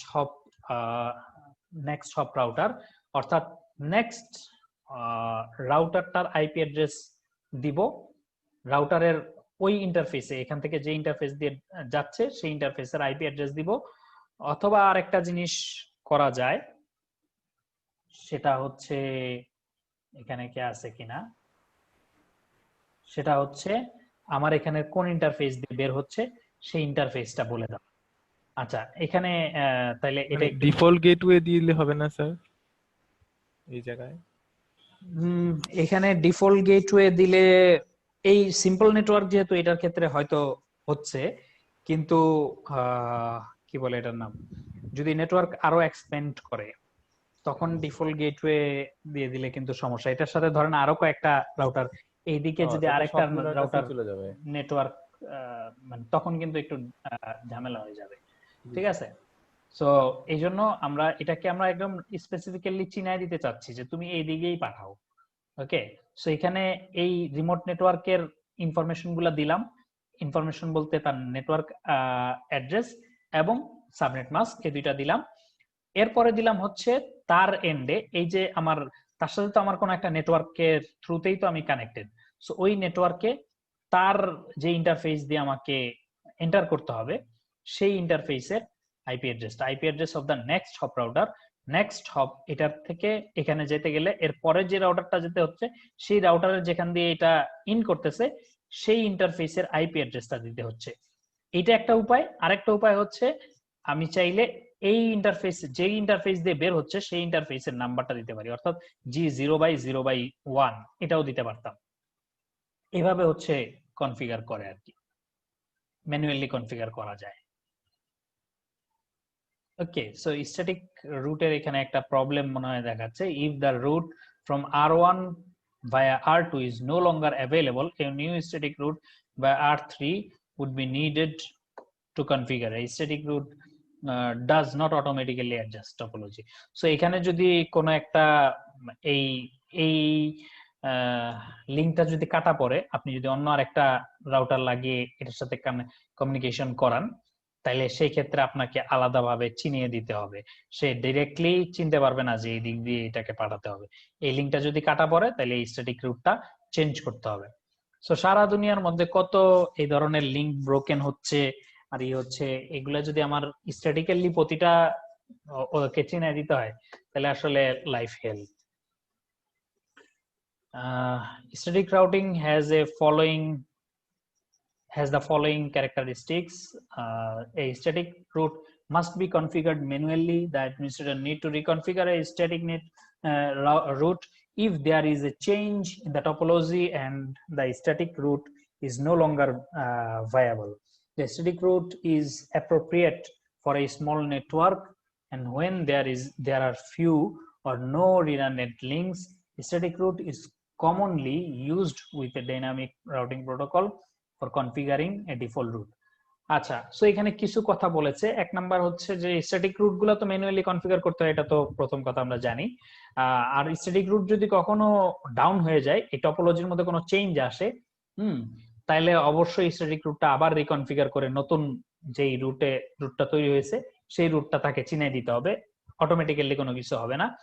তারপরে বলেছে যে স্ট্যাটিক রুট আসলে স্মল নেটওয়ার্ক যেখানে আসলে নিয়ন্ত্রণ পসিবল সেই ধরনের কি বলে সেই ধরনের নেটওয়ার্কে এটা ইউজ করা যাবে। যদি নেটওয়ার্কটা বড় হয়ে যায় তাহলে আসলে স্ট্যাটিক রুটিং এগুলা চিনিয়ে আসলে কুল পাওয়া যাবে না। ধরেন আপনার রুমে আপনার ঘরে যদি কয়েকজন মানুষ থাকে, তাইলে আপনি ধরেন যে বাইরে থেকে কেউ আসলে তাদেরকে সহজে আপনি চিনাই দিতে পারলেন, খুব বেশি আপনার কষ্ট হইলো না, ঠিক আছে। ইভেন ধরেন যে আমরা যদি ডিপার্টমেন্টের কথা চিন্তা করি, আমার ডিপার্টমেন্টে হয়তো একটা সেমিস্টারের স্টুডেন্টদেরকে চিনাই দিতে বললে আমি প্রত্যেকের হয়তো নামটা অনেকদিন ওদের ক্লাস নিছি হয়তো চিনাই দিতে পারবো। যদি আমাকে বলে যে সারা বিশ্ববিদ্যালয়ের স্টুডেন্টদেরকে চিনিয়ে দাও, আমি নিজেই চিনবো না। প্রত্যেককে আলাদা আলাদা ভাবে চেনানো তো মানে দুঃসাধ্য ব্যাপার, সেরকম আর কি ব্যাপারটা। স্মল নেটওয়ার্কের জন্য জিনিসটা ভায়াবল। অনেক সময় ডাইনামিক রাউটিং প্রোটোকলও অ্যাপ্লাই করা থাকে, সেই সব জায়গায় আমরা অনেক সময় এই স্ট্যাটিক রুট অ্যাপ্লাই করি। সেইগুলা সাধারণত এই যে ডিফল্ট রুটটা বলে দেওয়ার জন্য, প্লাস হচ্ছে আপনার ধরেন যে প্রিন্টার বা তারপরে কিছু কিছু ওয়েব সার্ভার, এই জিনিসগুলা যেগুলো চেঞ্জ হবে না, এই ধরনের জিনিসগুলো আমরা স্ট্যাটিক্যালি বলে দিয়ে থাকি। যদিও আমরা ডাইনামিক রাউটিং কোনো একটা প্রোটোকল ইউজ করতেছি, কিন্তু তারপরে আমরা এটা আলাদাভাবে বলে দিয়ে থাকি, কারণ এগুলো চেঞ্জ হবে না। ওকে, তারপরে এই dynamic routing protocol, dynamic routing protocol এই যে এখানে ওএসপিএফ, ইআইজিআরপি এগুলোর কথা বলেছে, তারা অটোমেটিক্যালি একটা থেকে আরেকটা এই তাদের রাউটিং টেবিল শেয়ারের মাধ্যমে এগুলো করে থাকে। automatically do as follows: discover remote networks, maintain up-to-date routing information, choose the best path to destination network, attempt to find the new best path if the current path is no longer available. একটা path যদি previous path যদি এটা down হয়ে যায় তাহলে নতুন পথ সে বের করে নেয় এবং সেদিক দিয়ে পাঠায় দেয়, ঠিক আছে। সো এটার মধ্যে আমরা মেইনলি রিপ যে রাউটিং প্রোটোকল আছে সেটা কোনো এক জায়গায় আমরা দেখবো আর কি। আচ্ছা, এখানে IPv4 রাউটার রাউটিং টেবলস নিয়ে কিছু বলেছে, দেখি কি দেখিয়েছে। A router uses information in its routing table to forward packets. A routing table displays entries listing all the networks that a router is aware of and the আচ্ছা, এইখানে একটা network, এইখানে একটা নেটওয়ার্ক, এইখানে আরেকটা নেটওয়ার্ক, এখানে আরেকটা, এখানে আরেকটা, মোট 5টা নেটওয়ার্ক আছে। best path to reach them. It is very important to be able to read and understand the entries in a routing table. In this demonstration, we'll take a look at a router's IPv4 routing table in detail. But first, let's examine the network topology. It actually consists of 5 separate networks, or subnets. There are 4 LANs, 2 connected to each router, and 1 WAN connection between the 2 routers. If we look at R1, it has 3 directly connected networks. Network 192.168.1.0 connected to interface G0/0/0, network 192.168.2.0 connected to interface G0/0/1, and network 209.165.200.224 connected to interface S0/1/0. R2's LANs are not directly connected to R1, therefore they are considered to be remote networks as far as R1 is concerned. In order to forward data to remote networks, a router needs to learn about them first through the use of static or dynamic routing. In this example, R1 has learned about them through the dynamic routing protocol OSPF, which has been configured on both routers. To view the IPv4 routing table, I'll click on router R1, and from the CLI tab, I'll press enter to connect to the command line. From here, I'll type enable and press enter to enter privilege exec mode. So দুইটা রাউটারের মধ্যে OSPF routing protocol configure করা আছে, তারা হচ্ছে আমাদেরকে একটু routing টেবিলটা দেখাবে। And from here, I'll issue the show IP route command to view the routing table. If I so show IP route এই কমান্ডটা দিলে আমরা এই রাউটিং টেবিলটা আসলে দেখতে পাবো। press the spacebar, I will see the full output. At the top of the output are letter codes that indicate how each network, aka route, was learned. This is referred to as the route source. So উপরে এই কোডগুলোর একটু বর্ণনা দেওয়া আছে আর কি, কিভাবে এটা এই এই যে রুটটা এটা কিভাবে লার্ন করলো সেগুলোর হিন্ট একটু দেওয়া আছে। Underneath that, we can see the routing table entries. These represent all the networks that R1 knows about and the best way to reach them. Let's further examine some individual entries. First, let's look at the entry for network 192.168.1.0. The letter C in front of the entry is the route source and indicates that the source of so এই যে directly একটা C দেওয়া আছে, তার মানে হচ্ছে এটা directly connected, ঠিক আছে, এটার সাথেই ডিরেক্টলি কানেক্টেড, এটা অটোমেটিক্যালি সে ই করে ফেলছে, এটা লার্ন করে ফেলছে, এটা কোনো প্রোটোকলের জন্য না। this route is a directly connected network, and you can also see that in the entry here. Gigabit Ethernet 0/0/0 is the interface to which that network is connected. Now let's look at the entry for network 10.1.1.0. This entry has a route source of O, which so এই যে 10.1.1.0/24 এটার আগে ও আছে, তার মানে ও যদি আমরা এখানে যাই দেখতেছি এটা OSPF এর মাধ্যমে, OSPF যে আমাদের রাউটিং প্রোটোকল আছে এটার মাধ্যমে সে এটা লার্ন করছে। indicates that it was learned via OSPF routing. After the network address, you can see two numbers in brackets that are used by the router to help determine the best path to the network. The first number is the administrative distance, which indicates the trustworthiness or preference rating of one. So এখানে দুইটা number দেখতে পাচ্ছি এর পাশে। So এই এখানের প্রথমটা কে বলা হচ্ছে অ্যাডমিনিস্ট্রেটিভ ডিসটেন্স, যেটা হচ্ছে ইন্ডিকেট করে এটার ট্রাস্টওয়ার্দিনেস কতটুকু বা এই জিনিসগুলো আর কি। One route over another. Next is the metric, another value used by the router to help determine the best path. The so এটা আরেকটা মেট্রিক যেটা ডিসিশন নেওয়ার ক্ষেত্রে হেল্প করে। metric may be calculated using hop count, bandwidth, or some other factor. Hop count, bandwidth এইগুলা থেকে এই মেট্রিকটা আসলে জেনারেট হয়। This network is reachable via this next hop address, which represents an interface on router R2. This is a timestamp that tells us how long ago this router last received an update.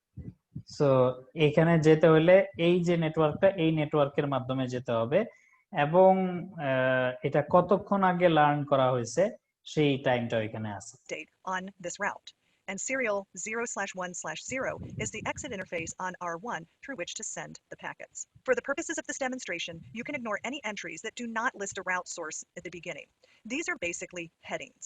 Also note that for each directly connected network, you have an entry below it with a route source of L. L refers to a local route, and basically this is the IP address of the interface to which that network. So এই এল দিয়ে যেগুলো, সেগুলোর মধ্যে /32 আছে, আমরা একটা জিনিস দেখতে পারি। সো /32 মানে কি, মানে সবগুলা ওয়ান সাবনেট দিয়ে যদি মাস্ক করা হয় তাহলে শুধু ওই অ্যাড্রেসটাই পাওয়া যাবে, আর কিছু পাওয়া যাবে না, ঠিক আছে। সো তার মানে হচ্ছে আসলে এই যে ইন্টারফেসটা আছে ওই ইন্টারফেসের আইপি অ্যাড্রেসই এটা is connected. This routing table shows that R1 is aware of all 5 networks present in the topology. It has 3 directly connected networks. It has 2 networks that are remote and were learned through OSPF routing. And lastly, if you look at the last entry in the table, you will see a statically configured default route. This manually configured route can be used to forward any packet. So এই লাস্টের এটা statically তাকে learn করানো হয়েছে যে এটা হচ্ছে এই যে গেটওয়ে অফ লাস্ট রিসোর্ট বা ডিফল্ট রুট যেটাকে আমরা বলে থাকি, অর্থাৎ কোনো জায়গায় না পাইলে কোন দিক দিয়ে যাবে সেটা বলে দেওয়া হয়েছে যে সিরিয়াল 0/1/0 এই দিক দিয়ে তুমি পাস করে দিবা কোনো জায়গায় না পাইলে। That don't have a specific entry in the routing table. The purpose of a default static route is so that the router will not drop any packets. These are just some of the basics of an IPv4 routing table.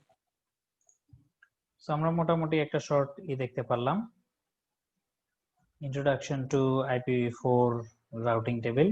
এইটা সম্পর্কে এইটা ওই ভিডিওর মধ্যেই অনেকটা করে দিছে।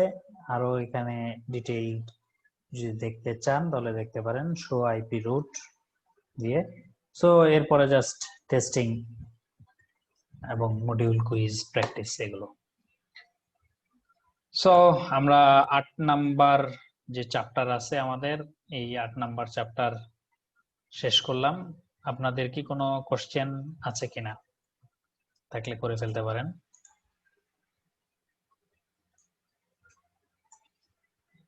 আজকে একটু বেশি সময় আমরা নিয়ে নিলাম। সো আমাদের নেক্সট দিন আপনারা গত অর্থাৎ 7 এবং 8 এই দুই চ্যাপ্টারের উপরে যদি কোনো কোশ্চেন থেকে থাকে তাহলে আপনারা নেক্সট দিন সেটা করতে পারেন।